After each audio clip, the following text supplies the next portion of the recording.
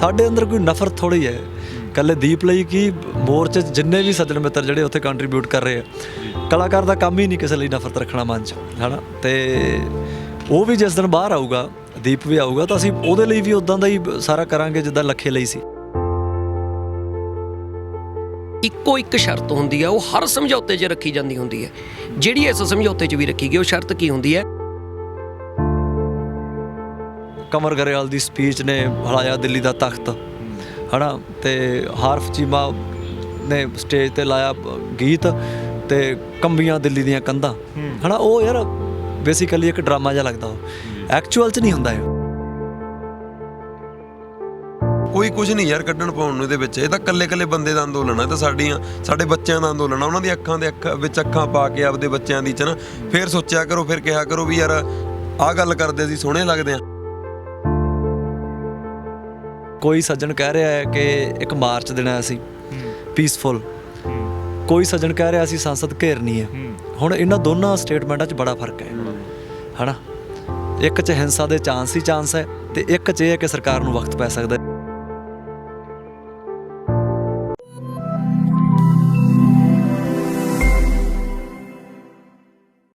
ਸਤਿ ਸ਼੍ਰੀ ਅਕਾਲ ਜੀ, ਤੁਸੀਂ ਦੇਖ ਰਹੇ ਹੋ RMB ਟੈਲੀਵਿਜ਼ਨ। ਮੈਂ ਰਤਨਦੀਪ ਸਿੰਘ ਧਾਲੀਵਾਲ। ਕਿਸਾਨੀ ਅੰਦੋਲਨ ਦੇ ਵਿੱਚ ਏਕੇ ਦੀ ਗੱਲ ਹੁੰਦੀ ਹੈ, ਅਤੇ ਏਕਾ ਕਰਾਉਣ ਦੇ ਵਿੱਚ ਜੇ ਵੱਖੋ ਵੱਖ ਜਥੇਬੰਦੀਆਂ ਨੇ ਇੱਕ ਦੂਸਰੀ ਜਥੇਬੰਦੀ ਦਾ ਸਾਥ ਦਿੱਤਾ, ਉੱਥੇ ਕਲਾਕਾਰ ਭਾਈਚਾਰਾ ਹੋਵੇ, ਸਮਾਜ ਸੇਵੀ ਹੋਣ, ਚਾਹੇ ਉਹ ਕੋਈ ਸੇਵਾ ਵਾਲੇ ਬਾਬੇ ਹੋਣ, ਸਾਰਿਆਂ ਨੇ ਵੱਧ ਚੜ੍ਹ ਕੇ ਹਿੱਸਾ ਪਾਇਆ ਗਿਆ ਇਸ ਦੇ ਵਿੱਚ। ਪਰ ਜੇ ਗੱਲ ਆਉਂਦੀ ਹੈ ਨੌਜਵਾਨਾਂ ਦੀ, ਨੌਜਵਾਨਾਂ ਨੂੰ ਲੈ ਕੇ ਕਾਫੀ ਵਾਦ ਵਿਵਾਦ ਬਣਿਆ ਰਿਹਾ 26 ਜਨਵਰੀ ਤੋਂ ਬਾਅਦ। ਇੱਕ ਪਾਸੇ ਗੱਲ ਹੁੰਦੀ ਹੈ ਦੀਪ ਸਿੱਧੂ ਦੀ, ਅਤੇ ਦੂਸਰੇ ਪਾਸੇ ਗੱਲ ਹੁੰਦੀ ਹੈ ਲੱਖਾ ਸਿੰਘ ਸਿਧਾਣਾ ਦੀ। ਪਿਛਲੇ ਦਿਨੀ ਪ੍ਰੈਸ ਕਾਨਫਰੰਸ ਦੇ ਵਿੱਚ ਇਹ ਐਲਾਨ ਹੋਇਆ ਵੀ ਲੱਖਾ ਸਿੰਘ ਸਿਧਾਣਾ ਅੰਦੋਲਨ ਦੇ ਵਿੱਚ ਵਾਪਸ ਸ਼ਾਮਲ ਹੋਣਗੇ। ਅਤੇ ਉਸ ਤੋਂ ਪਹਿਲਾਂ ਕੰਵਰ ਗਰੇਵਾਲ, ਹਰਫ ਚੀਮਾ ਅਤੇ ਹਰਿੰਦਰ ਸਿੰਘ ਦੀ ਇੱਕ ਵੀਡੀਓ ਸਾਹਮਣੇ ਆਉਂਦੀ ਹੈ, ਜਿਸ ਦੇ ਵਿੱਚ ਉਹ ਮੀਟਿੰਗਾਂ ਦਾ ਬਿਊਰਾ ਦਿੱਤਾ ਜਾਂਦਾ ਗਾ, ਜਿਹੜੀਆਂ ਮੀਟਿੰਗਾਂ ਕੁਛ ਪਰਦੇ ਦੇ ਪਿੱਛੇ ਹੋਈਆਂ ਅਤੇ ਕੁਛ ਅਫੀਸ਼ੀਅਲ ਮੀਟਿੰਗਾਂ ਦੱਸੀਆਂ ਜਾ ਰਹੀਆਂ ਕਿਸਾਨ ਜਥੇਬੰਦੀਆਂ ਦੇ ਨੁਮਾਇੰਦਿਆਂ ਦੁਆਰਾ। ਸਾਰੀ ਗੱਲਬਾਤ ਅੱਜ ਜਾਣਾਂਗੇ। ਮੀਟਿੰਗਾਂ ਦੇ ਵਿੱਚ ਕੀ ਰਿਹਾ, ਕੀ ਜਥੇਬੰਦੀਆਂ ਦਾ ਸਟੈਂਡ ਹੈ, ਕੀ ਜਥੇਬੰਦੀਆਂ ਗਾਂਹ ਦੀ ਸੋਚਦੀਆਂ ਨੇ, ਕੀ ਉਹਨਾਂ ਦਾ ਬਲੂ ਪ੍ਰਿੰਟ ਹੈ ਸੰਸਦ ਨੂੰ ਲੈ ਕੇ ਜਾਂ ਕਾਲੇ ਕਾਨੂੰਨਾਂ ਦੇ ਉੱਤੇ, ਕੀ ਗੱਲਬਾਤ ਜਥੇਬੰਦੀਆਂ ਸੋਚਦੀਆਂ, ਕੀ ਲੱਖਾ ਸਿੰਘ ਸਿਧਾਣਾ ਨੂੰ ਲੈ ਕੇ ਕੀ ਕੋਈ ਸ਼ਰਤਾਂ ਰੱਖੀਆਂ ਗਈਆਂ, ਕੀ ਮਾਫੀ ਦੀ ਗੱਲ ਹੋਈ ਸੀ ਜਾਂ ਮਾਫੀ ਵਾਕਿਆ ਦੇ ਵਿੱਚ ਲਿਖਤ ਰੂਪ ਦੇ ਵਿੱਚ ਦਿੱਤੀ ਗਈ ਆ। ਸਾਡੇ ਨਾਲ ਮੌਜੂਦ ਨੇ ਹਰਫ ਚੀਮਾ, ਕੰਵਰ ਗਰੇਵਾਲ ਅਤੇ ਬਾਈ ਹਰਿੰਦਰ। ਬਾਈ ਜੀ ਸਵਾਗਤ ਹੈ, ਸਤਿ ਸ਼੍ਰੀ ਅਕਾਲ ਜੀ। ਬਹੁਤ ਸ਼ੁਕਰੀਆ ਰਤਨ ਬਾਈ, ਤੁਹਾਡਾ ਬਹੁਤ ਸਤਿਕਾਰ। ਔਰ ਇਸ ਇੰਟਰਵਿਊ ਜ਼ਰੀਏ ਜਿੰਨੇ ਵੀ ਸਾਡੇ ਪਰਿਵਾਰ ਸਾਰੇ ਸਾਨੂੰ ਚਾਰੇ ਭਰਾਵਾਂ ਨੂੰ ਸੁਣ ਦੇਖ ਰਹੇ ਆ, ਤੁਹਾਡੇ ਲਈ ਵੀ ਸਾਡੇ ਵੱਲੋਂ ਬਹੁਤ ਬਹੁਤ ਆਦਰ ਔਰ ਸਤਿਕਾਰ ਜੀ। ਬਾਈ ਸਭ ਤੋਂ ਪਹਿਲਾਂ ਤਾਂ ਗੱਲ ਜੇ ਆਪਾਂ ਮੀਟਿੰਗ ਦੀ ਕਰੀਏ, ਤੁਸੀਂ ਵੀਡੀਓ ਪਾਈ ਸੀ ਤਿੰਨੇ ਭਰਾਵਾਂ ਨੇ, ਅਤੇ ਮੀਟਿੰਗ ਦੇ ਵਿੱਚ ਕੀ ਕੀ ਕੁਛ ਖਾਸ ਰਿਹਾ?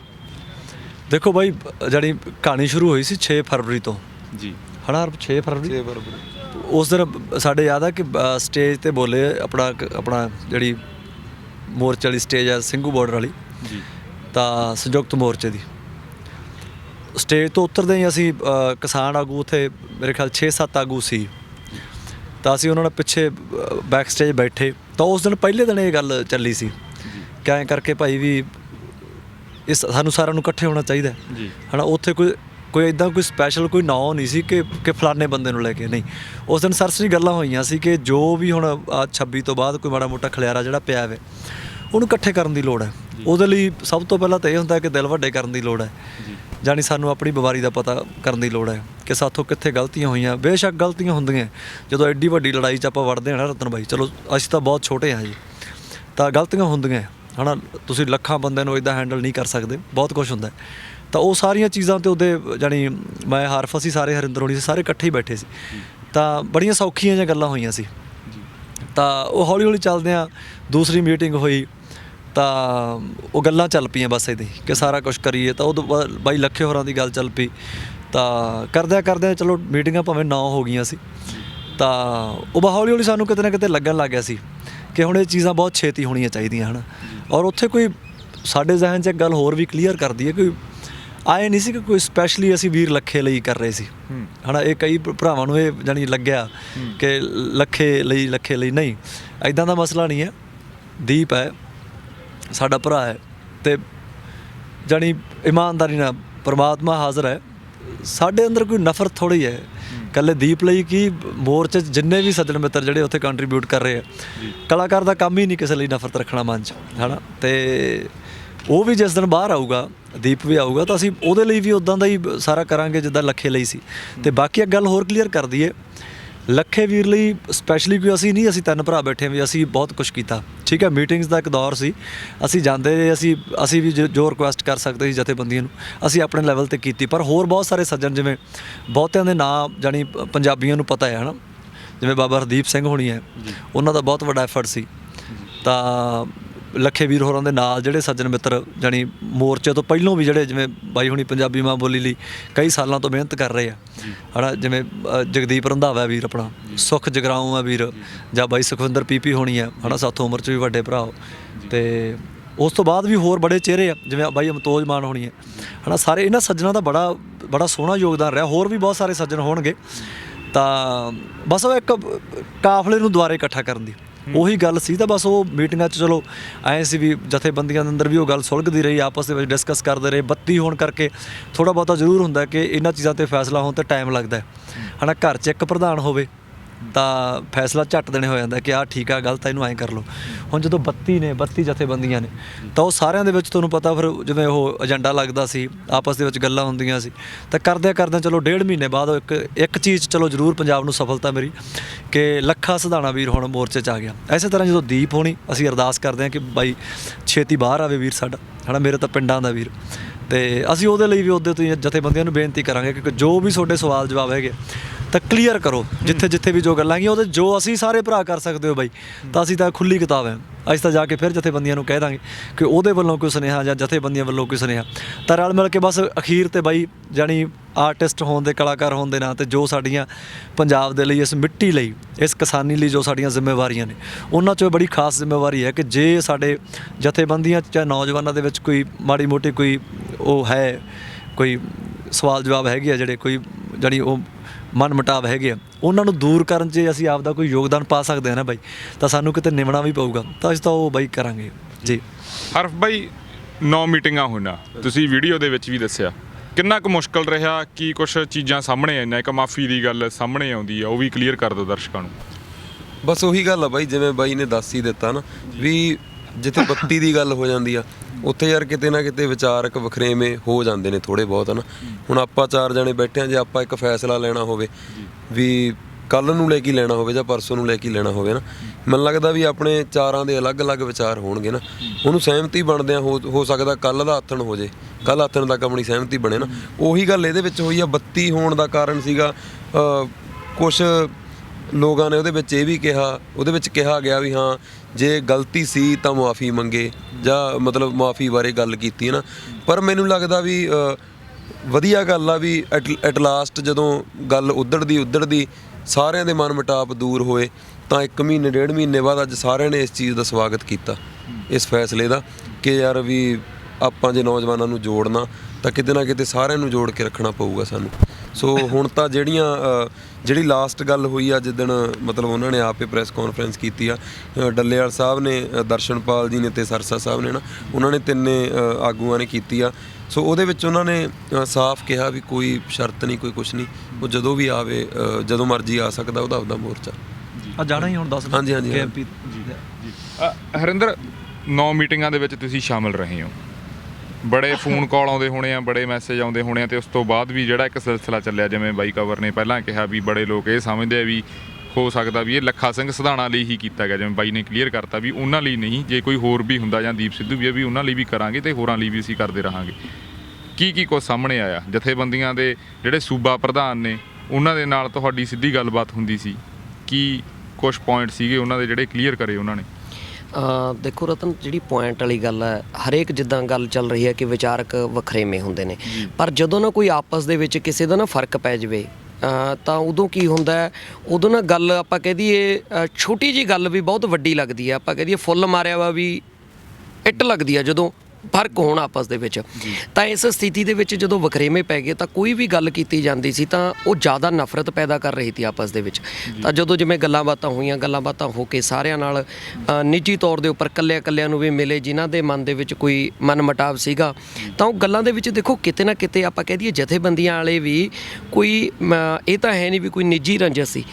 ਹਰ ਇੱਕ ਬੰਦਾ ਅੰਦੋਲਨ ਪ੍ਰਤੀ ਇਮਾਨਦਾਰ ਹੈ। ਸੋ ਜਦੋਂ ਨਾ ਬੰਦੇ ਨੂੰ ਇਹ ਲੱਗਣ ਲੱਗ ਜਾਂਦਾ ਵੀ ਸ਼ਾਇਦ ਦੂਜਾ ਬੰਦਾ ਅੰਦੋਲਨ ਦਾ ਨੁਕਸਾਨ ਕਰ ਰਿਹਾ, ਉੱਥੇ ਫਿਰ ਬੰਦਾ ਡਰ ਜਾਂਦਾ, ਬੰਦੇ ਨੂੰ ਇਹ ਹੁੰਦਾ ਯਾਰ ਸਾਡੇ ਅੰਦੋਲਨ ਦਾ ਨੁਕਸਾਨ ਨਾ ਹੋ ਜਾਵੇ, ਜੋ ਸਾਡੇ ਸਾਹਮਣੇ ਆਇਆ। ਸੋ ਉਹਨਾਂ ਦੇ ਮਨ ਦੇ ਵਿੱਚ ਜੋ ਵਖਰੇਵੇਂ ਸੀਗੇ, ਜੋ ਇੱਕ ਆਪਾਂ ਕਹਿ ਦਈਏ ਕਮਿਊਨੀਕੇਸ਼ਨ ਗੈਪ, ਕਿ ਉਹ ਆਪਸ ਦੇ ਵਿੱਚ ਗੱਲਬਾਤ 26 ਤੋਂ ਬਾਅਦ ਤਾਂ ਬਿਲਕੁਲ ਹੀ ਨਹੀਂ ਹੋਈ।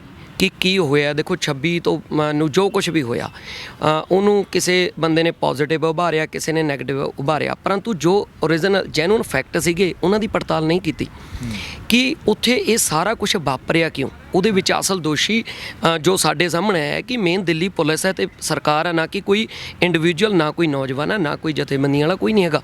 ਉਹਨਾਂ ਨੇ ਪਲੈਨਿੰਗ ਦੇ ਨਾਲ ਉੱਥੇ ਲੈ ਕੇ ਗਏ ਨੇ। ਸੋ ਉਹਨਾਂ ਗੱਲਾਂ ਦੀ ਪੜਤਾਲ ਹੈ ਜਿਹੜੀ ਨਹੀਂ ਕੀਤੀ।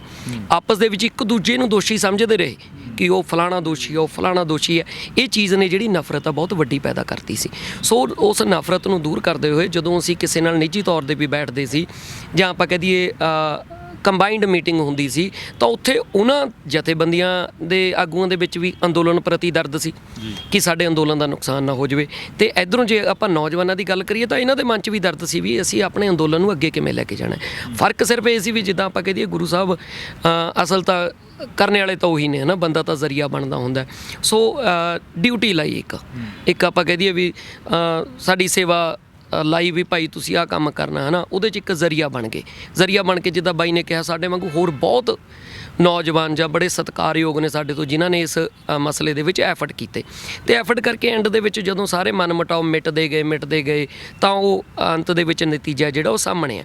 ਤੇ ਦੂਜੀ ਗੱਲ ਇੱਕ ਮੈਂ ਕਲੀਅਰ, ਜਿੱਦਾਂ ਹੁਣ ਮਾਫੀ ਵਾਲੀ ਗੱਲ ਚੱਲਦੀ ਹੈ ਨਾ, ਤਾਂ ਕੁਝ ਬੰਦੇ ਇਸ ਟਾਈਮ ਵੀ ਕੀ ਪ੍ਰਚਾਰ ਰਹੇ ਨੇ ਸੋਸ਼ਲ ਮੀਡੀਆ 'ਤੇ ਕਿ ਜੀ ਮਾਫੀ ਮੰਗ ਕੇ ਹੋਇਆ ਇਹ ਕੰਮ, ਇਹ ਜੀ ਸ਼ਰਤਾਂ ਲਿਖਤੀ ਹੋਈਆਂ ਨੇ, ਬਹੁਤ ਕੁਝ ਪ੍ਰਚਾਰਿਆ ਜਾ ਰਿਹਾ, ਜਦ ਕਿ ਉਹ ਗਰਾਊਂਡ ਦੀ ਸੱਚਾਈ ਤੋਂ ਨਹੀਂ ਜਾਣੂ ਹੈਗੇ। ਨੋਰਮਲ ਰਤਨ ਜੇ ਆਪਾਂ ਕੰਡੀਸ਼ਨਾਂ ਦੀ ਗੱਲ ਕਰੀਏ ਨਾ, ਜਦੋਂ ਦੋ ਧਿਰਾਂ ਆਪਸ ਦੇ ਵਿੱਚ ਇੱਕ ਦੂਜੇ ਦੇ ਐਂਟੀ ਖੜੀਆਂ ਹੁੰਦੀਆਂ ਨੇ ਤਾਂ ਜਦੋਂ ਵੀ ਉਹਨਾਂ ਦਾ ਆਪਸੀ ਸਮਝੌਤਾ ਹੁੰਦਾ ਤਾਂ ਇੱਕੋ ਇੱਕ ਸ਼ਰਤ ਹੁੰਦੀ ਆ, ਉਹ ਹਰ ਸਮਝੌਤੇ 'ਚ ਰੱਖੀ ਜਾਂਦੀ ਹੁੰਦੀ ਹੈ। ਜਿਹੜੀ ਇਸ ਸਮਝੌਤੇ 'ਚ ਵੀ ਰੱਖੀ ਗਈ ਉਹ ਸ਼ਰਤ ਕੀ ਹੁੰਦੀ ਹੈ, ਆਪਾਂ ਪੁਰਾਣੇ ਮਨਮਟਾਵ ਭੁਲਾ ਕੇ ਅੱਗੇ ਤੋਂ ਇਕੱਠੇ ਹੋ ਕੇ ਲੜਾਂਗੇ। ਉਹੀ ਸ਼ਰਤ ਇਹਦੇ ਵਿੱਚ ਹੈ। ਨੋਰਮਲ ਹੈ ਵੀ ਜੋ ਪੁਰਾਣਾ ਹੋ ਗਿਆ ਉਹਨੂੰ ਛੱਡ ਦਿਓ, ਆਪਾਂ ਹੁਣ ਤੋਂ ਬਾਅਦ ਜਿਹੜਾ ਹੈਗਾ ਇਸ ਮੋਰਚੇ ਦੇ ਵਿੱਚ ਇਕੱਠੇ ਹੋ ਕੇ ਲੜਾਂਗੇ। ਤਾਕਤ ਜਿਹੜੀ ਹੈਗੀ ਹੈ, ਕਿਉਂਕਿ ਏਕਤਾ ਦੇ ਵਿੱਚ ਤਾਕਤ ਹੈ।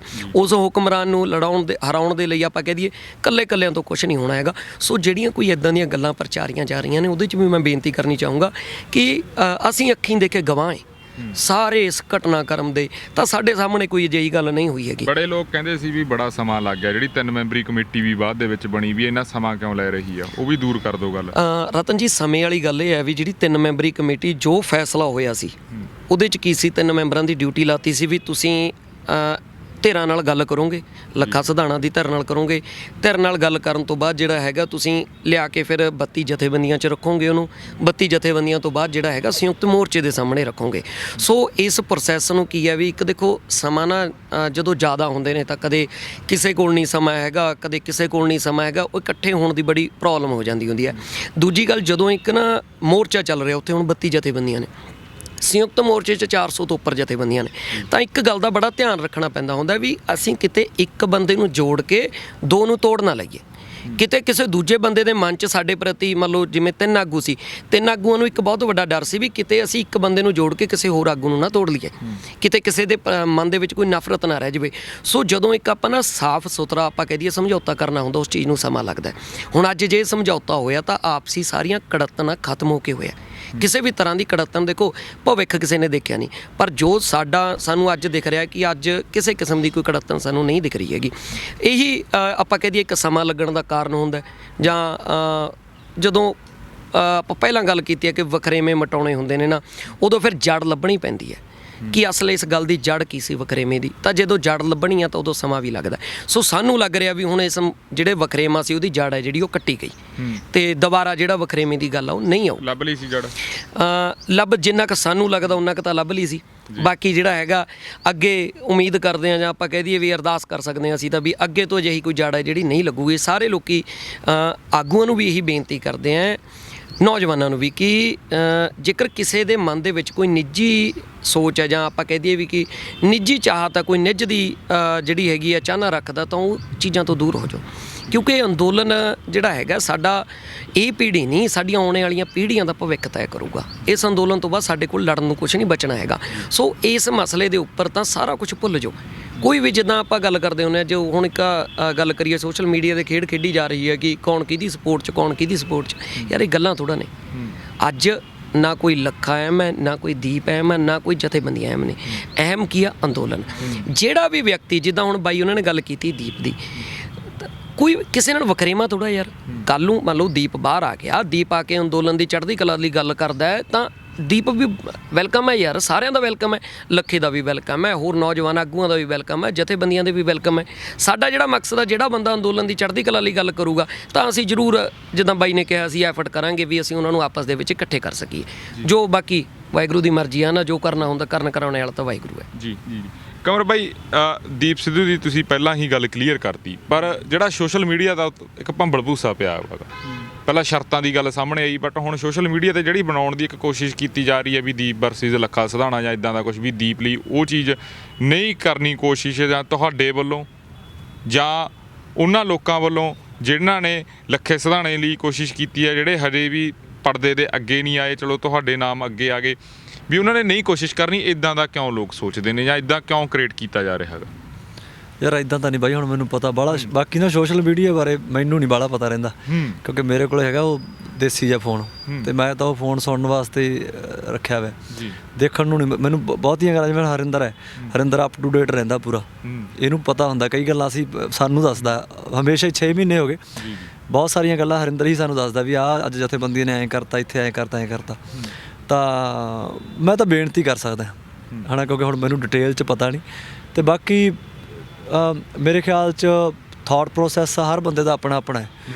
ਉਹ ਆਪਾਂ ਕਿਸੇ ਨਾਲ ਜਾਣੀ ਕਿਸੇ ਦੇ ਮਨ ਦੀ ਨਹੀਂ ਜਾਣ ਸਕਦੇ ਕਿ ਕਿਸੇ ਦੇ ਕੀ ਮਨਸ਼ਾ ਕੀ ਹੈ ਨਾ।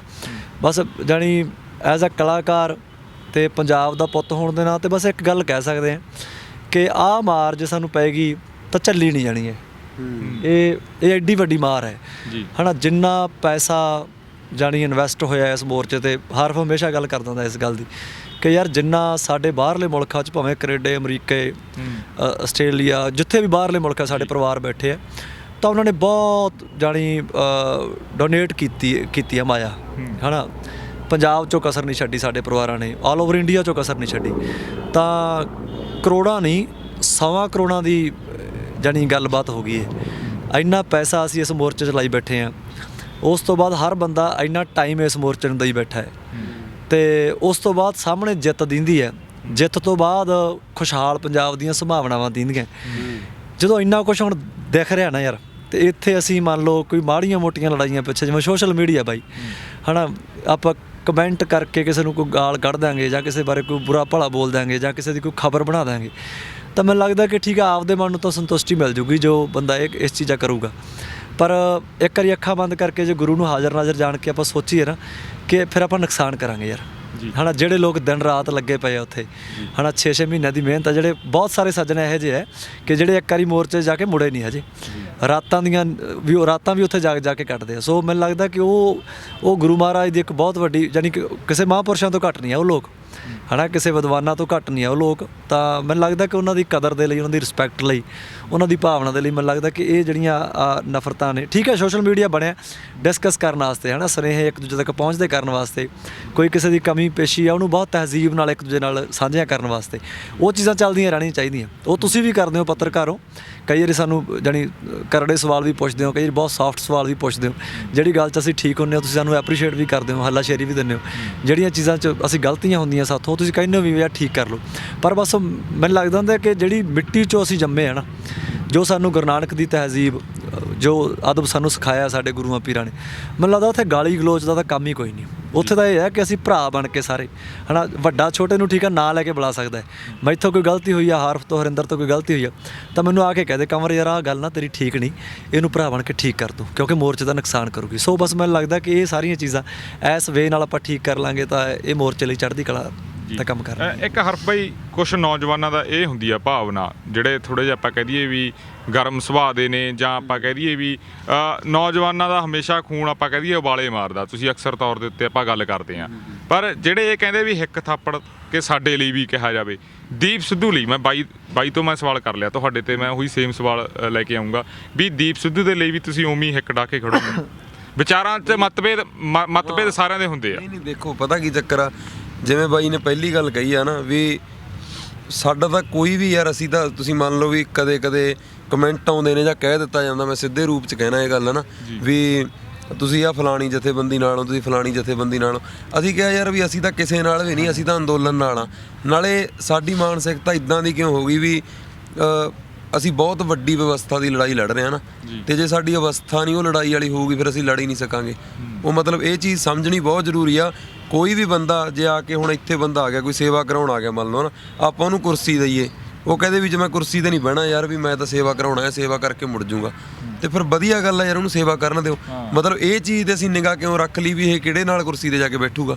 ਇਹ ਤਾਂ ਬੇਸਿਕਲੀ ਉਹ ਗੱਲ ਆ ਵੀ ਕੋਈ ਵੀ ਬੰਦਾ ਉੱਥੇ ਬੋਲਣ ਜਾਂਦਾ, ਕੋਈ ਵੀ ਬੰਦਾ ਜਿਹੜੇ 10 ਦਿਨ ਲਾਤੇ ਉੱਥੇ ਅੰਦੋਲਨ 'ਚ ਜਿਹੜਾ ਆਪਦੀ ਸ਼ਮੂਲੀਅਤ ਦੇ ਰਿਹਾ, ਉਹਨੂੰ ਇਹੀ ਕਿਹਾ ਜਾਂਦਾ ਵੀ ਤੇਰਾ ਧੜਾ ਕਿਹੜਾ ਯਾਰ। ਅਸੀਂ ਧੜੇ ਥੋੜੇ ਬਣਾਉਣ ਗਏ ਉੱਥੇ, ਅਸੀਂ ਇੱਕ ਅੰਦੋਲਨ ਲੜਨ ਗਏ, ਆਪਦੇ ਭਵਿੱਖ ਦੀ ਲੜਾਈ ਲੜਨ ਗਏ, ਜਿਹੜੀ ਲੜਾਈ ਬਹੁਤ ਵੱਡੀ ਆ।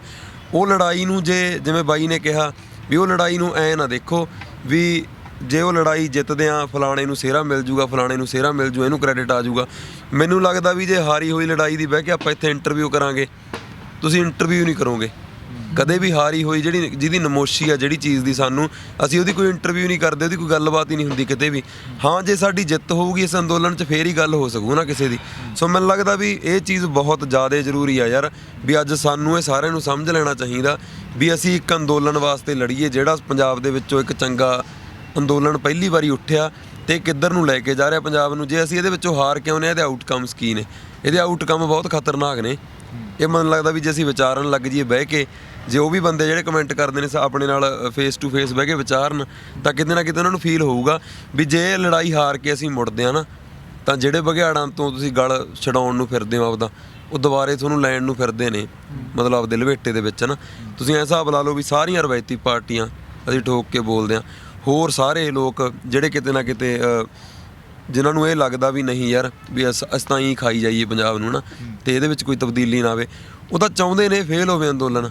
ਤੇ ਆਪਾਂ ਉਹਨਾਂ ਨੂੰ ਯਾਰ ਮਤਲਬ ਉਹਨਾਂ ਦਾ ਕੰਮ ਆਪਾਂ ਸੌਖਾ ਕਰੀ ਜਾਂਦੇ ਹਾਂ, ਚਾਹੇ ਉਹ ਸੈਂਟਰ ਸਰਕਾਰ ਆ, ਚਾਹੇ ਹੋਰ ਕੋਈ ਹੋ ਗਏ ਜਿਹੜੇ ਇਦਾਂ ਦੇ ਲੋਕ ਨੇ ਨਾ, ਆਪਾਂ ਉਹਨਾਂ ਦਾ ਕੰਮ ਸਖਾਲਾ ਕਰੀ ਜਾਂਦੇ ਹਾਂ। ਸੋ ਮੈਨੂੰ ਲੱਗਦਾ ਵੀ ਸਾਡੀ ਸਿੰਪਥੀ ਸਾਰਿਆਂ ਨਾਲ ਹੀ ਆ। ਦੂਜੀ ਗੱਲ, ਕੋਈ ਧੜੇ ਵਾਲਾ ਕੰਮ ਹੀ ਨਹੀਂ ਯਾਰ। ਜਿਹੜਾ ਵੀ ਬੰਦਾ, ਮੈਂ ਤਾਂ ਪਹਿਲਾਂ ਵੀ ਕਿਹਾ ਸੀ ਇੱਕ ਦਿਨ ਵੀ ਕੰਮ ਇਹ ਹੋਇਆ ਪਿਆ, ਦੋ ਫੌਜਾਂ ਇੱਕ ਦੂਜੀ ਦੇ ਪੈਰ ਮਿੱਧਰੀਆਂ ਨੇ, ਉਧਰੋਂ ਸੈਂਟਰ ਸਰਕਾਰ ਆ, ਉਧਰੋਂ ਅਸੀਂ ਲੋਕ ਆ, ਉਹਨਾਂ ਕੋਲ ਬੜਾ ਕੁਛ ਆ ਸਾਡੇ ਨਾਲੋਂ ਜ਼ਿਆਦਾ, ਇੱਕ ਬੇਮੇਚੀ ਟੱਕਰ ਆ ਨਾ।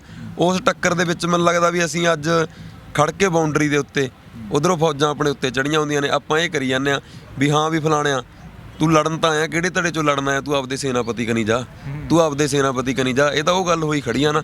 ਮੈਨੂੰ ਲੱਗਦਾ ਵੀ ਆਪਾਂ ਸਾਹਮਣੇ ਵਾਲਾ ਜਿਹੜਾ ਸਾਡਾ ਦੁਸ਼ਮਣ ਆ ਬਹੁਤ ਡਾਢਾ, ਆਪਾਂ ਉਹਨੂੰ ਲੜਾਈਏ, ਉਦੋਂ ਬਾਅਦ ਹਰਾ ਕੇ ਉਹਨੂੰ ਫੇਰ ਆਪਾਂ ਗੱਲਬਾਤ ਕਰ ਲਾਂਗੇ ਭਾਈ ਅਸੀਂ ਕਿਹਦੇ ਕਨੀਓ ਲੜੇ ਸੀ, ਅਸੀਂ ਕਿਹਦੇ ਕਨੀਓ ਲੜੇ ਸੀ।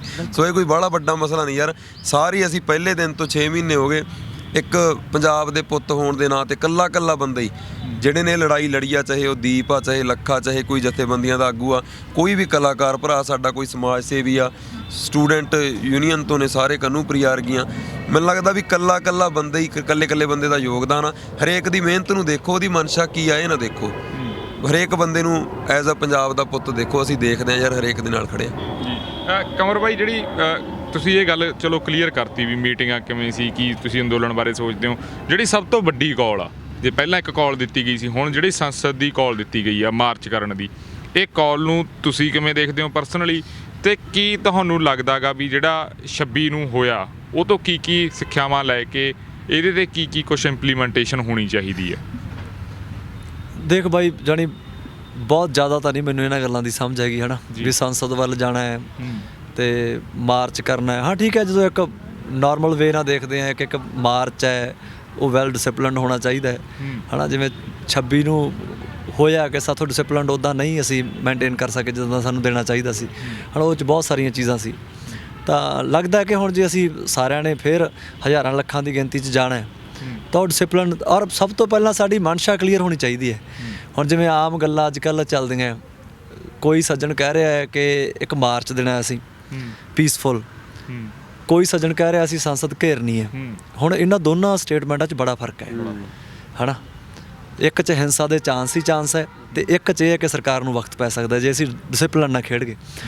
ਉਹ ਨਾ ਇੱਕ ਚੀਜ਼ ਹੈ, ਸਾਡੀ ਜਿਹੜੇ ਪੰਜਾਬੀ ਆ ਨਾ ਆਪਾਂ ਲੋਕ, ਮੈਂ ਕਿਸੇ ਖਾਸ ਕਮਿਊਨਿਟੀ ਦੀ ਗੱਲ ਨਾ ਕਰਾਂ, ਪੰਜਾਬੀ ਹੈ ਜਾਣੀ ਤਲੀ ਤੇ ਸਰੋਂ ਜਮਾਉਣ ਦਾ ਬੜਾ ਚਾਅ ਹੈ ਸਾਨੂੰ ਹੈ ਨਾ। ਜਾਣੀ ਅਸੀਂ ਜਦੋਂ ਇੱਥੇ ਪੰਜਾਬ 'ਚ ਸਤੰਬਰ ਮਹੀਨੇ ਤੋਂ ਚੱਲੇ ਸੀ ਤਾਂ ਸਾਨੂੰ ਤਾਂ ਹਜੇ ਵੀ ਨਹੀਂ ਅਖਰ ਇੰਨਾ ਪਤਾ ਵੀ ਇਹੋ ਜਿਹੀਆਂ ਲੜਾਈਆਂ ਕਿਵੇਂ ਲੜੀ ਦੀਆਂ।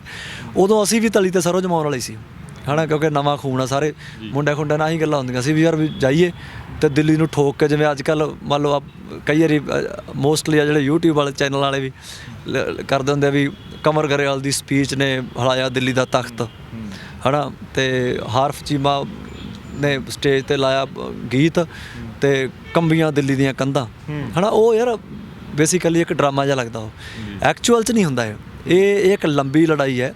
ਜਦੋਂ ਬਜ਼ੁਰਗਾਂ ਨਾਲ ਬਹਿੰਦੇ ਆ, ਭਾਵੇਂ ਉਹ ਜਥੇਬੰਦੀਆਂ ਦੇ ਆ, ਭਾਵੇਂ ਸਾਡੇ ਪਿੰਡਾਂ ਵਾਲੇ ਬਜ਼ੁਰਗ ਵੀ ਆ, ਸਾਡੇ ਪਿਓ ਦਾਦੇ ਵੀ ਆ, ਉਹਨਾਂ ਨਾਲ ਵੀ ਆਮ ਜਦੋਂ 6 ਮਹੀਨੇ ਹੋ ਗਏ ਗੱਲਾਂ ਕਰਦੇ ਨੇ, ਉਹ ਵੀ ਸਾਡੇ 'ਤੇ ਹੱਸ ਪੈਂਦੇ ਆ ਵੀ ਪੁੱਤ ਇਹ ਲੜਾਈਆਂ ਐ ਨਹੀਂ ਲੜੀਆਂ ਜਾਂਦੀਆਂ, ਤੁਸੀਂ ਹੈਗਾ ਨਵਾਂ ਖੂਨ, ਮਸ਼ਹੂਰ ਹੋ ਅਜੇ ਤੁਸੀਂ, ਤੁਹਾਨੂੰ ਕੀ ਪਤਾ ਇਹਨਾਂ ਲੜਾਈਆਂ ਦਾ। ਤੁਸੀਂ ਤਾਂ 4 ਦਿਨ ਆਪਦੇ ਟਰੈਕਟਰਾਂ 'ਤੇ ਡੈਕ ਵਜਾ ਕੇ ਪੇਚਾ ਪੈ ਗਿਆ ਸੈਂਟਰ ਨਾਲ, ਤੇ ਉਦੋਂ ਬਾਅਦ ਕਹਿੰਦੇ ਵੀ ਕੰਮ ਨਿਬੇੜੀਏ ਛੇਤੀ ਛੇਤੀ ਤੇ ਲੈ ਕੇ ਮੈਡਲ 'ਤੇ ਘਰਾਂ ਨੂੰ ਚੱਲੀਏ। ਹੌਲੀ ਹੌਲੀ ਹੁਣ ਸਮਝ ਆਉਂਦੀ ਹੈ। ਬਹੁਤ ਸਾਰੇ ਨੌਜਵਾਨ ਆ ਹੁਣ ਜਿਹੜੇ ਇਸ ਗੱਲ ਨੂੰ ਭਲੀ ਭਾਂਤੀ ਸਮਝਣ ਲੱਗ ਗਏ ਕਿ ਮਿੱਤਰੋ ਗੇਮ ਇਹ ਕੋਈ ਇੱਦਾਂ ਦੀ ਨਹੀਂ ਹੈ ਗਏ ਤੇ ਮਾੜਾ ਜਿਹਾ ਖੜਕਾ ਕੀਤਾ ਤੇ ਆ ਗਏ, ਨਹੀਂ, ਇਹ ਲੰਬੀਆਂ ਲੜਾਈਆਂ ਹੈ ਨਾ। ਜਦੋਂ ਦੇਖਦੇ ਯਾਰ ਖੂਹ ਪੱਟਿਆ ਇੱਕ, ਹੁਣ ਖੂਹ ਦੇ ਵਿੱਚੋਂ ਕੱਲਾ ਪੱਖਾ ਨਹੀਂ ਕੱਢਣਾ ਬਾਹਰ ਹੈ ਨਾ, ਉਹਦੇ ਨਾਲ ਨਾਲ ਹੋਰ ਬਹੁਤ ਕੁਛ ਹੈ ਨਾ। ਜਿੱਥੋਂ ਤੱਕ ਬੋਰ ਗਿਆ ਵਾ ਪਾਈਪਾਂ ਦੇ ਵਿੱਚ ਬੜਾ ਕੁਛ ਹੈ ਜਿਹੜਾ ਕੱਢਣ ਵਾਲਾ ਪਿਆ।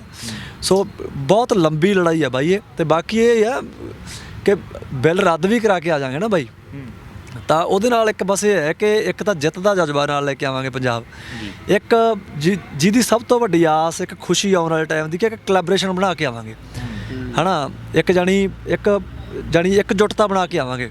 ਲੜਾਈ ਤਾਂ ਉਸ ਤੋਂ ਬਾਅਦ ਸ਼ੁਰੂ ਹੋਣੀ ਆ। ਬਿੱਲ ਰੱਦ ਹੋਣ ਤੋਂ ਬਾਅਦ ਇੰਨਾ ਹੀ ਹੈ ਵੀ ਜ਼ਮੀਨਾਂ ਸਾਡੀਆਂ ਸਾਡੇ ਕੋਲ ਰਹਿ ਜਾਣਗੀਆਂ।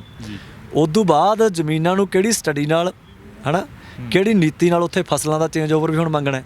ਉਹਦੇ ਲਈ ਵੀ ਪੰਜਾਬ ਦੇ ਵਿੱਚ ਇੱਕ ਬਹੁਤ ਵੱਡੀ ਆਵਾਜ਼ ਉਠਾਉਣ ਦੀ ਲੋੜ ਹੈ ਕਿ ਹੁਣ ਕਣਕ ਝੋਨੇ ਵਾਲੇ ਕਨਸੈਪਟ ਤੋਂ ਪਾਸੇ ਵੀ ਸਾਨੂੰ ਆਉਣਾ ਚਾਹੀਦਾ ਹੈ ਨਾ। ਹੁਣ ਜਿੱਥੇ ਵੀ ਅਸੀਂ ਖੜ੍ਹਦੇ ਹਾਂ, ਹਾਲਾਂਕਿ ਮੈਨੂੰ ਬਹੁਤ ਜ਼ਿਆਦਾ ਡਿਟੇਲ 'ਚ ਨਹੀਂ ਪਤਾ, ਪਰ ਫਿਰ ਵੀ ਕਿਤੇ ਵੀ ਜਦੋਂ, ਹਾਲਾਂਕਿ ਅੱਜ ਕੱਲ੍ਹ ਪੰਜਾਬ ਜਿੱਥੇ ਵੀ ਮਤਲਬ ਕਿਤੇ ਖੜ੍ਹਦੇ ਹਾਂ ਤਾਂ ਸਾਡੇ ਹੀ ਕੋਈ ਭਰਾ, ਕੋਈ ਬਜ਼ੁਰਗ ਖੜ੍ਹੇ ਹੁੰਦੇ ਆ, ਉਹ ਮੋਟੀਆਂ ਜਿਹੀਆਂ ਗੱਲਾਂ ਕਰਦੇ ਹੁੰਦੇ ਆ ਕਿ ਪੁੱਤ ਤੁਹਾਡਾ ਬਹੁਤ ਯੋਗਦਾਨ ਹੈ, ਪੁੱਤ ਜਿਉਂਦੇ ਰਹੋ, ਤੁਸੀਂ ਲੱਗੇ ਹੋਏ ਹੋ। ਤਾਂ ਉੱਥੇ ਵੀ ਇੱਕ ਵਾਰੀ ਉਹ ਚਿਲੰਗ ਜੀ ਸਿੱਟਿਆ ਜਾਂਦੀ ਹੈ ਵੀ ਬਾਪੂ ਜਾਂ ਵੱਡੇ ਬਾਈ ਵੀ ਚਲੋ ਅਸੀਂ ਤਾਂ ਲੱਗੇ ਰਵਾਂਗੇ, ਤੁਸੀਂ ਵੀ ਲੱਗੇ ਰਹੋ, ਪਰ ਨਾਲ ਨਾਲ ਨਾ ਹੁਣ ਜ਼ਰੂਰ ਆਪਦੇ ਜਾਣੀ ਪੋਤਿਆਂ ਨੂੰ, ਆਪਦੇ ਮੁੰਡਿਆਂ ਨੂੰ ਯੂਨੀਵਰਸਿਟੀਆਂ 'ਚ ਭੇਜਿਆ ਕਰੋ ਵੀ ਕਣਕ ਝੋਨੇ ਤੋਂ ਪਾਸੇ ਵੀ ਆਪਾਂ ਨਾ ਹੁਣ ਹੋਰ ਫਸਲਾਂ ਵੱਲ ਵੀ ਆਪਾਂ ਇਸ਼ਕ ਪਾ ਲਈਏ। ਹਾਲਾਂਕਿ ਸਾਨੂੰ ਡਿਟੇਲ 'ਚ ਨਹੀਂ ਪਤਾ, ਪਰ ਫਿਰ ਵੀ ਇੱਕ ਹੁੰਦਾ ਹੈ ਕਿ ਆਹ ਚੀਜ਼ਾਂ ਵੱਲ ਵੀ ਹੁਣ ਸਾਨੂੰ ਜਾਣਾ ਪੈਣਾ ਵੀ ਉੱਥੋਂ ਜਿੱਤ ਕੇ ਆਈਏ ਤਾਂ ਸਾਲ ਖੰਡ ਪੰਜਾਬ 'ਚ ਇੱਕ ਐਡੇ ਵੱਡੇ ਲੈਵਲ 'ਤੇ ਅਨਾਊਂਸਮੈਂਟ ਹੋਵੇ, ਉਹ ਭਾਵੇਂ ਕਿਸਾਨ ਜਥੇਬੰਦੀਆਂ ਵੱਲੋਂ ਹੋਵੇ, ਭਾਵੇਂ ਕੋਈ ਨੌਜਵਾਨਾਂ ਦਾ ਕੋਈ ਗਰੁੱਪ ਹੋਵੇ, ਕੋਈ ਯੂਨੀਵਰਸਿਟੀ ਵਾਲਾ ਦਾ ਹੋਵੇ ਹੈ ਨਾ, ਖੇਤੀਬਾੜੀ ਯੂਨੀਵਰਸਿਟੀ ਵਾਲੇ ਕੋਈ ਇੱਦਾਂ ਦੀ ਆਪਣੀਆਂ ਟੀਮਾਂ ਲੈ ਕੇ, ਜਾਣੀ ਕਿ ਪਿੰਡ ਪਿੰਡ ਗਲੀ ਗਲੀ ਸਾਨੂੰ ਸੱਥਾਂ 'ਚ ਜਾ ਕੇ ਧੱਕੇ ਨਾਲ ਲੋਕਾਂ ਦੇ ਕੰਨਾਂ 'ਚ ਪਾਉਣੀਆਂ ਪੈਣੀਆਂ ਚੀਜ਼ਾਂ।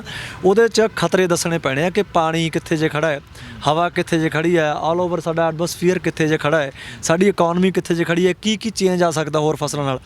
ਉਹ ਸਾਰੀਆਂ ਚੀਜ਼ਾਂ ਕਿਤੇ ਨਾ ਕਿਤੇ ਸਾਨੂੰ ਬਹੁਤ ਦੇਸੀ ਤਰੀਕੇ 'ਚ ਹੈ ਨਾ, ਜਿਵੇਂ ਹਰਿੰਦਰ ਹੋਰਾਂ ਨੇ ਬਿੱਲਾਂ ਬਾਰੇ ਬਹੁਤ ਦੇਸੀ ਤਰੀਕੇ 'ਚ ਬਹੁਤ ਵਾਇਰਲ ਹੋਈ ਸੀ ਇਹਦੀ ਕਲਿੱਪ, ਉਸੇ ਤਰੀਕੇ ਨਾਲ ਸਾਨੂੰ ਦੱਸਣਾ ਪੈਣਾ। ਸੋ ਇੱਕ ਲੰਬਾ ਕੰਮ ਹੈ ਬਾਈ। ਸੋ ਜੇ ਇੱਥੇ ਹੁਣ ਅਸੀਂ ਆਪਸੀ ਜਿਹੜੀਆਂ ਰੰਜਿਸ਼ਾਂ ਹੋਰ ਐਵੇਂ ਆਪਦੀਆਂ ਮੱਤਾਂ ਵਿੱਚ ਲੈ ਕੇ ਜਾਣੀਆਂ ਨਫ਼ਰਤਾਂ ਦਾ ਦੌਰ ਜਾਂ ਲੈ ਕੇ ਬਾਈ ਆਪਾਂ ਆਪਸ 'ਚ ਫਸੇ ਰਹੇ ਨਾ, ਤਾਂ ਨੁਕਸਾਨ ਕਰਕੇ ਬਹਿ ਜਾਵਾਂਗੇ। ਤਾਂ ਇਹ ਤਾਂ ਵਿਜ਼ਨ ਉਸ ਲੈਵਲ ਤੱਕ ਜਾਣਾ ਚਾਹੀਦਾ ਹੈ ਨਾ। ਰਾਜਨੀਤੀ ਬਦਲੇ, ਰਾਜਨੀਤੀ 'ਚ ਥੋੜ੍ਹੀ ਬਹੁਤੀ ਸ਼ੁੱਧਤਾ ਆਵੇ ਹੈ ਨਾ, ਲੀਡਰਾਂ ਨੂੰ ਸਵਾਲ ਹੋਣ, ਉਹਨਾਂ ਦੇ ਮਨ 'ਚ ਵੀ ਫਿਕਰ ਆਵੇ ਕਿ ਯਾਰ ਲੋਕ ਹੁਣ ਸਵਾਲ ਪੁੱਛਦੇ ਆ। ਐਸੀ ਗੱਲ ਨਹੀਂ ਹੈ ਕਿ ਇਮਾਨਦਾਰ ਲੀਡਰ ਨਹੀਂ ਹੈਗੇ ਪੰਜਾਬ 'ਚ ਹੈ ਨਾ, ਬਹੁਤ ਐਸੇ ਇਮਾਨਦਾਰ ਲੀਡਰ ਹੈਗੇ, ਪਰ ਰੌਲਾ ਇਹ ਹੈ ਕਿ ਹੁਣ ਜਿਹੜੇ ਕੋਈ ਬੇਈਮਾਨ ਲੀਡਰ ਹੈ ਨਾ, ਉਹਨਾਂ ਦਾ ਬੋਲਬਾਲਾ ਵੱਧ ਹੋਇਆ ਪਿਆ ਤੇ ਇਮਾਨਦਾਰ ਲੀਡਰ ਦਬੇ ਪਏ ਹੈ।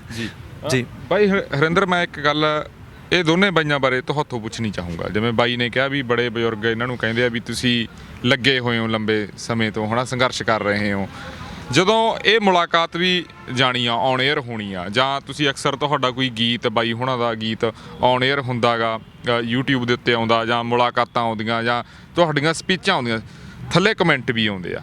ਤੇ ਕਮੈਂਟਾਂ ਦੇ ਵਿੱਚ ਜ਼ਰੂਰੀ ਇਹ ਵੀ ਨਹੀਂ ਹੋ ਜਾਂਦਾ ਵੀ ਜ਼ਿਆਦਾਤਰ ਫੇਕ ਆਈਡੀਆਂ ਵਾਲੇ ਹੁਣ, ਤੇ ਉੱਥੇ ਕਈ ਕਮੈਂਟ ਇਹੋ ਜਿਹੇ ਹੁੰਦੇ ਜਿਹੜੇ 4-4 5-5 ਲੈਣਾ ਦੇ, 10-10 ਲੈਣਾ ਦੇ ਵੀ ਹੁੰਦੇ, ਜਿਹੜੇ ਲੋਕ ਕਮਰ ਬਾਈ ਬਾਰੇ, ਹਰਫ ਚੀਮੇ ਬਾਰੇ, ਜਾਂ ਹੋਰ ਜਿਹੜੇ ਵੱਖੋ-ਵੱਖ ਹੋਰ ਕਲਾਕਾਰ ਨੇ, ਚਾਹੇ ਉਹ ਬੱਬੂ ਮਾਨ ਹੋਵੇ, ਮਿਤੋਜ ਮਾਨ ਹੋਵੇ, ਚਾਹੇ ਉਹ ਸੋਨੀਆ ਹੋਵੇ, ਕੋਈ ਵੀ ਹੋਵੇ, ਉਹਨਾਂ ਬਾਰੇ ਵੱਖੋ-ਵੱਖ ਵਿਚਾਰਧਾਰਾ ਰੱਖਦੇ ਨੇ। ਕਈ ਲੋਕ ਵਿੱਚੋਂ ਗੱਲ ਕੱਢ ਲੈਂਦੇ ਨੇ ਵੀ ਇਹ ਬੰਦੇ ਤੁਰੇ ਫਿਰਦੇ ਆ ਭਾਈ, ਇਹਨਾਂ ਨੇ ਰਾਜਨੀਤਿਕ ਲਾਹਾ ਲੈਣਾਗਾ, ਇਹਨਾਂ ਦਾ ਵੀ ਠੱਕ-ਠਕਾ ਚੱਲਣਾ ਚਾਹੀਦਾਗਾ, ਵਿਊ ਵਾਹ ਚੰਗੇ ਆਉਣੇ ਚਾਹੀਦੇ ਆ, ਸਾਰਾ ਕੁਝ ਹੋਣਾ ਚਾਹੀਦਾ। ਤੁਸੀਂ ਇਹਨਾਂ ਦੇ ਨਾਲ 6 ਮਹੀਨਿਆਂ ਤੋਂ ਤੁਸੀਂ ਕਿਵੇਂ ਦੇਖਦੇ ਹੋ ਇਹਨਾਂ ਨੂੰ? ਕਿਉਂਕਿ ਇਹ ਸਵਾਲ ਕਿਤੇ ਨਾ ਕਿਤੇ ਜਾ ਕੇ ਹਰ ਇੱਕ ਬੰਦੇ ਦੇ ਮਨ 'ਚ ਆਉਂਦਾਗਾ। ਮੈਂ ਚਾਹਣਾਗਾ ਵੀ ਜੈਨੂਅਲੀ ਤੁਸੀਂ ਦੱਸੋ ਵੀ ਤੁਸੀਂ ਕੀ ਦੇਖਦੇ ਹੋ ਇਹਨਾਂ ਦੋਨਾਂ ਨੂੰ। ਰਤਨ ਜੀ, ਪਹਿਲੀ ਤਾਂ ਗੱਲ ਹੈ ਵੀ ਜਿਹੜੀ ਤੁਸੀਂ ਸਵਾਲ ਪੁੱਛਿਆ ਨਾ, ਤਾਂ ਮੈਨੂੰ ਲੱਗਦਾ ਵੀ ਇਹ ਕੋਈ ਸ਼ਬਦਾਂ 'ਚ ਤਾਂ ਜਵਾਬ ਦੇਣੇ ਵਾਲਾ ਹੈ ਨਹੀਂ ਇਹਦਾ, ਕਿਉਂਕਿ ਨਾ ਜਿਹੜੀ ਗੱਲ ਬਾਈ ਕਾਬਰ ਉਨੀ ਨੇ, ਹੈ ਨਾ, ਬਾਈ ਹਰਫ ਉਨੀ ਨੇ, ਜਿੰਨਾ ਕਿ ਇਹਨਾਂ ਦਾ ਬਾਈ ਗੱਲ ਹੁੰਦਾ ਸੀ ਸਾਡੇ ਨਾਲ, ਹੈ ਨਾ, ਮੰਨ ਲਓ ਵੀ ਜਿਵੇਂ ਮੈਂ ਸਪੈਸ਼ਲੀ ਜੇ ਗੱਲ ਕਰਾਂ ਬਾਈ ਉਹਨਾਂ ਦੀ, ਮੈਨੂੰ ਅੱਜ ਤੱਕ ਕਦੇ ਕੋਈ ਲਾਹਾ ਵਾਲੀ ਗੱਲ ਨਹੀਂ ਲੱਗੀ ਹੈਗੀ, ਕਦੇ ਕੋਈ ਨਿੱਜੀ ਵਾਲੀ, ਆਪਾਂ ਕਹਿ ਦਈਏ ਹਰ ਬੰਦੇ ਨੂੰ ਨਿੱਜੀ ਲਾਹਾ ਹੁੰਦਾ, ਹੈ ਨਾ, ਮੇਰੇ ਸਾਹਮਣੇ ਨਹੀਂ। ਮੈਂ ਕਹਦਾ ਵੀ ਲਾਈਟ ਮੱਥੇ ਲੱਗਦੀ ਹੈ, ਜਾਂ ਆਪਾਂ ਕਹਿ ਦਈਏ ਦੋਨੇ ਵਕਤਾਂ ਦਾ ਪ੍ਰਮਾਤਮਾ ਨੂੰ ਹਾਜ਼ਰ ਨਾਜ਼ਰ ਜਾਣ ਕੇ ਕਹਿਣਾ ਵੀ ਮੈਂ ਨਹੀਂ ਅੱਜ ਤੱਕ ਕਦੇ ਸੋਚਿਆ ਵੀ ਬਾਈ ਉਹਨਾਂ ਦੇ ਮੂੰਹ 'ਚ ਇਹੋ ਜਿਹਾ ਸ਼ਬਦ ਆ ਗਿਆ ਹੋਵੇ ਵੀ ਯਾਰ ਆਪਾਂ ਆਹ ਕੰਮ ਕਰ ਲਈਏ, ਇਹਦੇ 'ਚ ਆਪਣਾ ਨਿੱਜੀ ਫਾਇਦਾ ਹੋਊਗਾ। ਈਵਨ ਜੇ ਮੈਂ ਪਿਛਲੇ 1.5 ਮਹੀਨੇ ਦੀ ਗੱਲ ਕਰਾਂ, ਮੰਨ ਲਓ ਵੀ ਬਾਈ ਉਹਨਾਂ ਦੇ ਰੁਝੇਵੇਂ ਆਪਾਂ ਨੂੰ ਪਤਾ ਹੈ ਨਾ, ਚਲੋ ਉੱਥੇ ਫੋਨ ਤੇ ਗੱਲਬਾਤ ਮੇਰੀ ਹੁੰਦੀ ਸੀ, ਹੈ ਨਾ, ਮੈਂ ਕਈ ਵਾਰੀ ਤਾਂ ਇਹ ਹੁੰਦਾ ਸੀ ਵੀ ਮੰਨ ਲਓ ਅੱਧੇ ਘੰਟੇ ਦੇ ਸ਼ਾਰਟ ਨੋਟਿਸ ਤੇ ਫੋਨ ਕਰਦਾ ਹੁੰਦਾ ਸੀ, ਬਾਈ ਉਹਨਾਂ ਨੇ ਮੀਟਿੰਗ ਰੱਖ ਲਈ, ਆਪਾਂ ਜਾਣਾ, ਤਾਂ ਮੰਨ ਲਓ ਇੱਕ ਸਿੰਗਲ ਟਾਈਮ ਵੀ ਨਾ ਹਰ ਬਾਈ ਵੱਲੋਂ ਨਾ ਬਾਈ ਕਾਬਰ ਉਹਨਾਂ ਵੱਲੋਂ ਨਾ ਵੀ ਇਹ ਨਹੀਂ ਕਿਹਾ ਗਿਆ ਹੈਗਾ ਵੀ ਹਾਂ ਮੈਨੂੰ ਕੰਮ ਹੈ, ਮੇਰਾ ਕੋਈ ਹੋਰ ਰੁਝੇਵਾਂ, ਕੰਮ ਤਾਂ ਹੁੰਦੇ ਸੀ, ਕੰਮ ਛੱਡ ਕੇ ਨਾਲ ਦੀ ਨਾਲ ਜਦੇ ਤੁਰ ਪੈਂਦੇ ਸੀ ਵੀ ਚੱਲ ਯਾਰ ਹਰਿੰਦਰ ਕੋਈ ਨਹੀਂ ਚੱਲੀਏ ਆਪਾਂ, ਹੈ ਨਾ।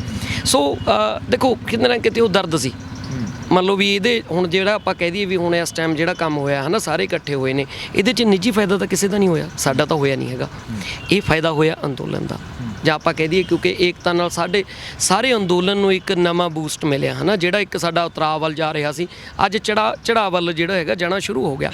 ਸੋ ਬਾਈ ਉਹਨਾਂ ਵੱਲੋਂ ਮੈਨੂੰ ਤਾਂ ਅੱਜ ਤੱਕ ਕਦੇ ਇਹੋ ਜਿਹੀ ਕੋਈ ਗੱਲ ਲੱਗੀ ਨਹੀਂ ਹੈਗੀ। ਮੈਂ ਤਾਂ ਮੁੱਕਦੇ ਸ਼ਬਦਾਂ 'ਚ ਇਹੀ ਗੱਲ ਕਹੂੰਗਾ ਵੀ ਟੋਟਲੀ 100% ਜਿਹੜਾ ਜਿਹਨੂੰ ਆਪਾਂ ਕਹਿ ਦਈਏ ਆਰਗੈਨਿਕ ਅੰਦੋਲਨ ਪ੍ਰਤੀ ਸਮਰਪਿਤ, ਜਾਂ ਆਪਾਂ ਕਹਿ ਦਈਏ ਵੀ ਇੱਕ ਜ਼ਿੰਮੇਵਾਰੀ ਨੂੰ ਸਮਝ ਕੇ ਲੱਗੇ ਹੋਏ ਨੇ ਵੀ ਬਸ ਸਾਡਾ ਅੰਦੋਲਨ ਹੈ ਜਿਹੜਾ ਜਿੱਤਣਾ ਚਾਹੀਦਾ, ਸਾਡਾ ਪੰਜਾਬ ਹੈ ਜਿਹੜਾ ਜਿੱਤਣਾ ਚਾਹੀਦਾ। ਸੋ ਇਹੀ ਜਿਹੜੀ ਮਨਸ਼ਾ ਮੈਨੂੰ ਤਾਂ ਬਾਈ ਉਹਨਾਂ ਦੀ ਅੱਜ ਤੱਕ ਇਹੀ ਲੱਗੀ ਹੈ ਜੀ।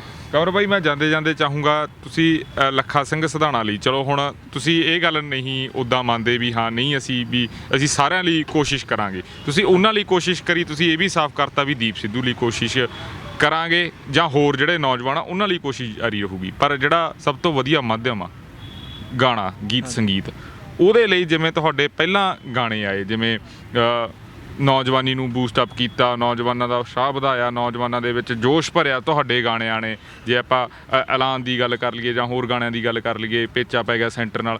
ਹੁਣ ਕੋਈ ਗਾਣਾ ਆ ਰਿਹਾ ਗਾ ਅੱਜ ਦੇ ਮਾਹੌਲ ਨੂੰ ਦੇਖਦੇ ਹੋਏ, ਕਿਉਂਕਿ ਜੇ ਕੋਈ ਵੀ ਗੁੱਸੇ ਗਿਲੇ ਆ, ਚਾਹੇ ਉਹ ਜਥੇਬੰਦੀ ਵਾਲਾ, ਚਾਹੇ ਉਹ ਆਪਸੀ ਬੱਤੀਆਂ ਦੇ ਵਿੱਚ ਹੀ ਕੋਈ ਗੁੱਸੇ ਗਿਲੇ ਹੋਣ, ਜਾਂ ਫਿਰ ਉਹ ਯੂਥ ਵਾਲੇ ਪਾਸਿਓਂ, ਜਾਂ ਤੁਹਾਡੇ ਕਲਾਕਾਰ ਭਾਈਚਾਰੇ ਦੇ, ਉਹਨਾਂ ਨੂੰ ਇਕਮੁੱਠ ਕਰਨ ਦੇ ਲਈ, ਕਿਉਂਕਿ ਜੰਗ ਸਾਰੀ ਵਿਚਾਰਾਂ ਦੀ ਆ, ਪਰ ਜਿਹੜੀ ਉਧਰਲੇ ਪਾਸੇ ਜੰਗ ਆ ਉਹ ਕੁਝ ਹੋਰ ਦਿਖ ਰਹੀ ਆ, ਬਣਦੀ ਜਾ ਰਹੀ ਆ। ਉਹਦੇ ਲਈ ਕੋਈ ਗਾਣਾ ਕੋਈ ਸੋਚਿਆ ਤੁਸੀਂ ਦੋਨਾਂ ਨੇ, ਜਾਂ ਕੋਈ ਆ ਰਿਹਾ ਹੋਵੇ ਉਹਦੇ ਬੋਲ ਹੋ ਜਾਣ? ਹਾਂਜੀ ਬਿਲਕੁਲ, ਗੀਤ ਹੁਣ ਅਸੀਂ ਕਰੀ ਜਾਂਦੇ ਹਾਂ ਜੀ, ਦੋਨੇ ਭਰਾ ਰਲ ਕੇ, ਤੇ ਮੰਨ ਕੇ ਚੱਲੋ ਵੀ ਇਸ ਮਹੀਨੇ 'ਚ ਹੀ ਜਾਣੀ ਹੁਣ ਸਾਨੂੰ ਨਾ ਜਿਵੇਂ ਹੁਣ ਸਾਰੇ ਇਕੱਠੇ ਹੋ ਜਾਂਦੇ, ਅਸੀਂ ਅੱਜ ਕਾਰ 'ਚ ਬੈਠੇ ਗੱਲਾਂ ਕਰੀ ਜਾਂਦੇ ਸੀ, ਚਲੋ ਦੀਪ ਵਾਲੀ ਡੇਟ ਅੱਜ ਫਿਰ ਉਹਨਾਂ ਨੇ 12 ਪਾਤੀ ਵੀ 12 ਨੂੰ ਮਹਾਰਾਜ ਅੱਗੇ ਅਰਦਾਸ ਹੈ ਕਿ ਬਾਹਰ ਆਵੇ, ਹੈ, ਮੇਰੇ ਖਿਆਲ 'ਚ ਸਮੁੱਚੇ ਪੰਜਾਬੀਆਂ ਦੀ ਅਰਦਾਸ ਹੈ ਕਿ ਬਾਹਰ ਆਵੇ। ਉਹਦੇ ਲਈ ਵੀ ਇੱਕ ਤਾਂ ਇਹ ਹੈ ਕਿ ਆਵੇ ਹੁਣ ਮੋਰਚੇ 'ਚ ਰਲ ਮਿਲ ਕੇ, ਜਿਵੇਂ ਸਾਰੇ ਗੱਲਾਂ ਕਰਦੇ ਨਾ ਵੀ ਪੰਜਾਬ ਦੇ 2 ਸ਼ੇਰ ਹੈ, ਤਾਂ ਸ਼ੇਰ ਆਉਣ, ਹੈ ਨਾ, ਫਿਰ ਦਹਾੜ ਮਾਰਨ, ਤੇ ਨਾਲ ਬਸ ਕਲਾਕਾਰਾਂ ਵੱਲੋਂ ਜੋ ਸਾਡਾ ਫਰਜ਼ ਹੈ ਨਾ, ਅਸੀਂ ਹੁਣ 4-5 ਗਾਣੇ ਤਾਂ ਬਣਾਈ ਬੈਠੇ ਹਾਂ। ਕਈ ਸੱਜਣ ਨਾ ਸਾਨੂੰ ਇੱਕ ਗੱਲ ਦਾ ਇਹ ਵੀ ਕਹਿ ਦਿੰਦੇ ਆ ਕਿ ਇਹਨਾਂ ਨੇ ਆਪਦੇ ਚੈਨਲ ਐਸਟੈਬਲਿਸ਼ ਕਰ ਲਏ, ਹੈ ਨਾ, ਗੀਤ ਰਾਹੀਂ ਪੈਸਾ ਬਹੁਤ ਹੈ, ਹੈ ਨਾ।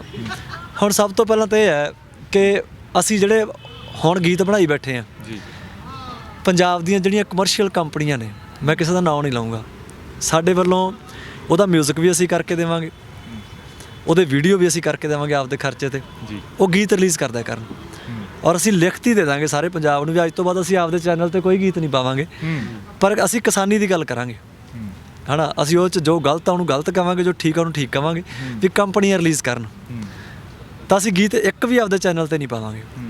ਹੁਣ ਸਾਨੂੰ ਉਸ ਗੱਲ ਦਾ ਪਤਾ ਹੈ, ਇਸ ਬਿਮਾਰੀ ਦਾ, ਇਸ ਕੋਹੜ ਦਾ, ਕਿ ਕਮਰਸ਼ੀਅਲ ਵੇ ਤੋਂ ਤਾਂ ਸਾਰੇ ਕਰਨਗੇ, ਪਰ ਜਦੋਂ ਹੁਣ ਜਿੱਥੇ ਆ ਕੇ ਪੰਜਾਬ ਦੀ ਗੱਲ ਹੋ ਜੂਗੀ ਕੰਪਨੀਆਂ ਵੀ ਉੱਥੇ ਹਿਚਕਚਾਉਂਦੀਆਂ, ਕੰਨੀ ਕਤਰਾਉਂਦੀਆਂ ਵੀ ਨਹੀਂ ਯਾਰ ਕੋਈ ਹੋਰ ਗੱਲ ਲਿਆਓ, ਉਹ ਤਾਂ ਕਰ ਦਿਆਂਗੇ। ਹੁਣ ਸਭ ਤੋਂ ਵੱਡਾ ਤਾਂ ਕਾਰਨ ਇਹ ਹੈ ਕਿ ਹਾਰਫ ਦਾ ਚੈਨਲ ਹੈ ਹੁਣ ਬਿਲਕੁਲ ਨਵਾਂ ਚੈਨਲ ਸੀ ਮੇਰੇ ਵਾਲਾ, ਤਾਂ ਫੇਰ ਚੱਲ ਪਹਿਲਾਂ ਮੈਂ ਜੂਨ ਤੋਂ ਅਸੀਂ ਕੰਮ ਕਰੋ ਤੇ ਕਰੀ ਜਾਂਦੇ ਸੀ, ਤਾਂ ਹੁਣ ਹੋਰ ਕਰੀਏ ਕੀ।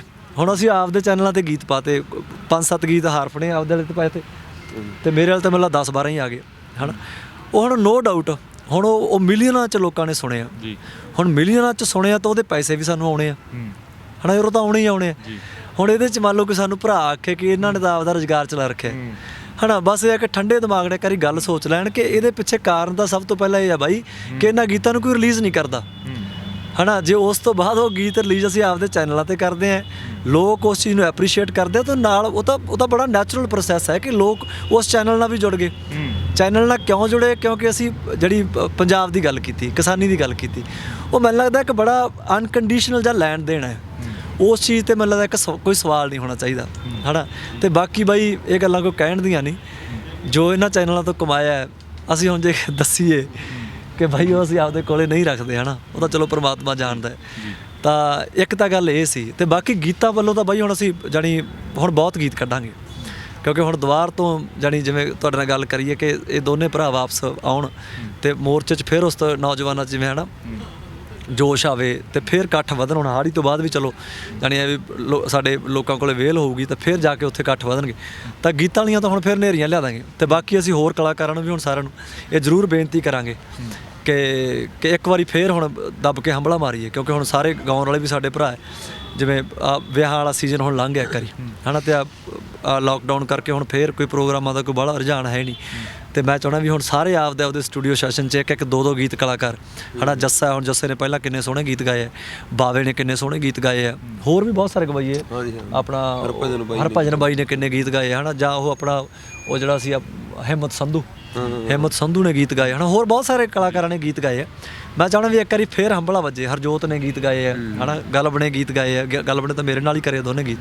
ਤਾਂ ਹੁਣ ਆਉਣ ਵਾਲੇ ਟਾਈਮ 'ਚ ਫੇਰ ਅਸੀਂ ਉਸ ਤਰ੍ਹਾਂ ਦਾ, ਕਿਉਂਕਿ ਨਾ ਸੰਗੀਤ ਦੇ ਸ਼ੌਕੀਨ ਆ ਸਾਡੇ ਲੋਕ, ਖੁਸ਼ੀ ਗਮੀ ਸੰਗੀਤ ਸਾਡੇ ਆਸੇ-ਪਾਸੇ ਰਹਿੰਦਾ ਹੀ ਰਹਿੰਦਾ ਹੈ। ਸੋ ਅਸੀਂ ਬਾਈ ਆਪਣੇ ਵੱਲੋਂ ਵੀ ਹਿੰਮਤ ਮਾਰਾਂਗੇ, ਅਤੇ ਬਾਕੀ ਬਸ ਇਹ ਹੈ ਕਿ ਗਲਤੀਆਂ ਆਉਣ ਵਾਲੇ ਟਾਈਮ 'ਚ ਵੀ ਹੋਣਗੀਆਂ, ਸਭ ਤੋਂ ਹੋਣਗੀਆਂ, ਬਸ ਸੁਲਝਾਉਣ ਦਾ ਤਰੀਕਾ, ਜਿਹੜੀ ਸਾਡੀ ਡਿਸਕਸ਼ਨ ਹੈ ਨਾ, ਜਿਹੜੀ ਮੇਨ ਪ੍ਰੋਬਲਮ ਹੈ, ਜਿੱਥੋਂ ਨੈਗੇਟਿਵਿਟੀ ਜਾਣੀ ਫੈਲਦੀ ਹੈ, ਬਸ ਉਸ ਚੀਜ਼ ਨੂੰ ਇੰਨੇ ਸੋਹਣੇ ਤਰੀਕੇ ਨਾਲ ਕਰੀਏ। ਮੈਨੂੰ ਨਹੀਂ ਪਤਾ ਮੈਨੂੰ ਕੌਣ ਪਿਆਰ ਕਰਦਾ ਜਾਂ ਕੌਣ ਨਫ਼ਰਤ ਕਰਦਾ, ਮੈਂ ਇੱਕ ਬੇਨਤੀ ਕਰੂੰਗਾ ਤੁਹਾਨੂੰ ਸਾਰਿਆਂ ਨੂੰ, ਤੁਹਾਡੇ ਵੱਲ ਦੇਖ ਕੇ ਕਰੂੰਗਾ ਕਿ ਕੋਈ ਵੀ ਭੈਣ ਭਰਾ ਸਾਡਾ, ਭਾਵੇਂ ਇੱਥੇ ਪੰਜਾਬ 'ਚ ਬੈਠਾ ਹੈ, ਇੰਡੀਆ 'ਚ ਬੈਠਾ ਹੈ, ਭਾਵੇਂ ਕੋਈ ਬਾਹਰਲੇ ਮੁਲਕਾਂ 'ਚ, ਕਿਸੇ ਵੀ ਮੁਲਕ 'ਚ, ਕਿਸੇ ਵੀ ਘਰ 'ਚ ਬੈਠਾ ਹੈ, ਜਾਣੀ ਮੈਨੂੰ ਛੋਟਾ ਭਰਾ ਸਮਝ ਲਿਓ, ਅਤੇ ਮੈਂ ਤੁਹਾਨੂੰ ਸਾਰਿਆਂ ਨੂੰ ਬਹੁਤ ਪਿਆਰ ਕਰਦਾ। ਅਸੀਂ ਸਾਰੇ ਤੁਹਾਨੂੰ ਬਹੁਤ ਪਿਆਰ ਕਰਦੇ ਹਾਂ ਔਰ ਤੁਹਾਡੀ ਬਹੁਤ ਕਦਰ ਕਰਦੇ ਹਾਂ ਅਸੀਂ।